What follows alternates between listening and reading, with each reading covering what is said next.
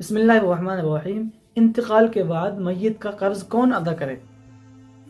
बहुत से लोग जब इंतकाल कर जाते हैं तो इंतकाल के बाद मालूम होता है कि इनके ज़िम्मे फ़लाँ का भी कर्ज़ है, फ़लाँ का भी कर्ज़ है। तो आया इस कर्ज़ की अदायगी की ज़िम्मेदारी किसके ज़िम्मे लाजिम है? ये कर्ज़ शरअन कौन अदा करेगा? देखिए भाई, ये कर्ज़ जो है ना, मैयत के जो वरसा हैं, मैयत के जो वारिसीन हैं, वो अदा करेंगे। मैयत ने अगर कुछ तरका छोड़ा है, मैयत ने कुछ माल छोड़ा है, तो इस माल से ये कर्ज़ अदा किया जाएगा। अगर कर्ज़ अदा करते करते पूरा माल भी ख़त्म हो जाता है तो पूरा माल ख़त्म करना पड़ेगा, क्योंकि जो किसी का मामला है वो साफ़ करना पड़ेगा। या तो उससे आप माफ़ी मांगें, वो इंतकाल जिसका हो गया उसको माफ़ कर दे, या आप उसकी रकम उसको लौटा दें। इंसान को दुनिया में अपने मामला साफ़ कर लेने चाहिए। जब किसी को कुछ पैसे दे तो वो लिख ले, जब किसी से कुछ पैसे ले तो वो लिख ले। बाज़ दफ़ा ऐसा होता है कि इंसान अपने पैसे लोगों के पास छोड़ के इंतकाल कर जाता है। सामने वाले का ईमान कमज़ोर होता है, आपका इंतकाल हुआ तो आपके इंतकाल के बाद लोग पैसे खा जाते हैं, जिसकी वजह से बीवी बच्चों को बड़ी तकलीफ़ का सामना करना पड़ता है, परेशानियों का सामना करना पड़ता है। आपको अपने मामलात मालूम थे लेकिन आपने अपने बीवी बच्चों को नहीं बताया, या आप कहीं लिख के नहीं गए, तो बीवी बच्चे चोड़े में आ जाते हैं, परेशानी में आ जाते हैं।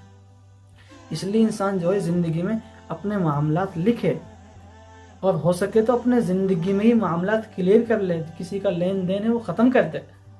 फिर भी अगर कोई इंतकाल कर जाए और उसके ज़िम्मे किसी का कर्ज़ है तो उसके वारिसीन जो है, उसने जो मीरास छोड़ी है, उसमें से मैयत का कर्ज़ अदा किया जाएगा, चाहे तमाम का तमाम माल ख़त्म हो जाए।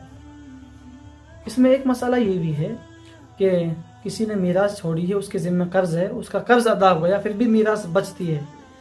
अब अगर इसने किसी के लिए वसीयत की है तो वसीयत में एक शक्ल तो ये है कि वारिसों के लिए वसीयत इंतकाल के बाद नाफिज नहीं हुआ करती। वारिसों के हक़ में वसीयत नाफिज नहीं हुआ करती। उनको तो शरीयत के एतबार से, शरीयत ने जो उनके लिए हिस्सा मुतय्यन किया है वो उनको मिलना है।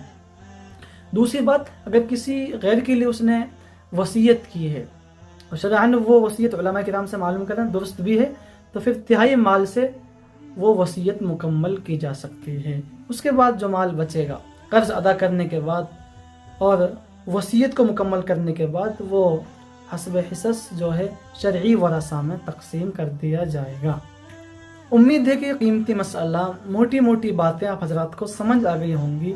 दलाइल के लिए आप मिशकातुल मसाबीह देख सकते हैं, और भी बहुत सी किताबों में इन सवालात के जवाबात मौजूद हैं, आप देख सकते हैं। व आखिर दावाना अनिल हम्दुलिल्लाहि रब्बिल आलमीन।